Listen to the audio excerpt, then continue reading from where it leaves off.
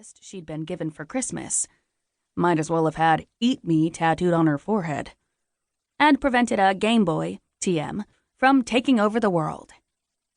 Handheld computer games were more competitive than most people thought.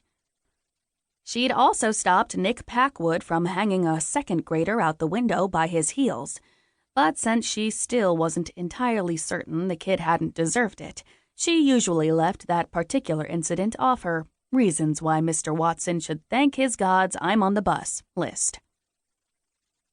Making her way back through the Rugrats, Diana noticed, without surprise, that the last 6 rows, the rows reserved for the high school students on the route, were nearly empty. On this, the last day of the high school year, only 2 freshmen had been unable to find alternative transportation. "My brother was going to give me a ride," said the first as she passed. "But he had to go to work really early." "Yeah, I was going to ride my bike, but I had, an asthma attack," the other explained, holding up his inhaler for corroboration. Diana ignored them both. First, because a senior acknowledging freshman would open up all sorts of possibilities she had no desire to deal with. Second, as the youngest, and therefore most powerful keeper. As one of the lineage who maintained the mystical balance of the world, as someone who had helped close a hole to hell and faced down demons, she didn't need to justify her reasons for taking the bus. Settling into her regular seat, she thanked any gods who might be listening that this would be the last day she'd ever be at the mercy of public education. Frowning, Diana crossed the main hall toward the stairs, trying to get a fix on the faint wrongness she could feel. It wasn't a full-out accident site. No holes had been opened into the lower ends of the possibilities, allowing evil to lap up against closed doors, leading to empty classrooms. But something was out of place, and as long as she was in the building, finding it and fixing it was in the job description. Actually, it pretty much was the job description.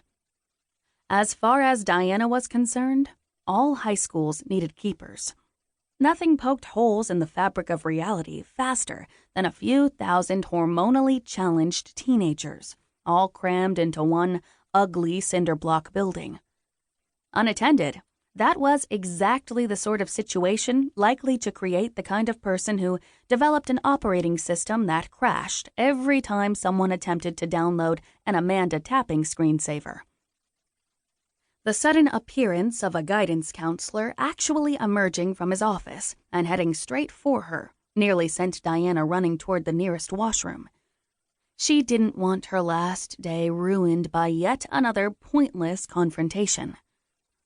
Fortunately, she realized he felt the same way before her feet started moving.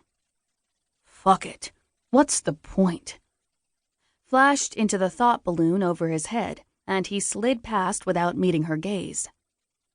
The thought balloons had appeared back in grade 9 when, after half an hour of platitudes, she'd wondered just what exactly he was thinking. An unexpected puberty-propelled power surge had anchored the balloons so firmly she'd never been able to get rid of them. And she'd spent the last 4 years finding out rather more than she wanted to about the fantasy lives of middle-aged men. Pamela Anderson and hockey. Occasionally, Pamela Anderson playing hockey. Some of the visuals were admittedly interesting. The wrongness led her up the stairs, through the first cafeteria, and into the second, weirdly the hangout of both the jocks and the music geeks. Now empty, except for a group of girls who'd laid claim to the far corner by the northwest windows. A flash of aubergine light pulled her toward them. The senior girls' basketball team, Diana realized as she drew closer. Probably hanging around in order to remain the senior girls' basketball team. Over 2/3 of them were graduating, so once they stepped out the door, they'd be a team no longer. So I said to him, "I'm not putting that in my mouth." Tall, blonde,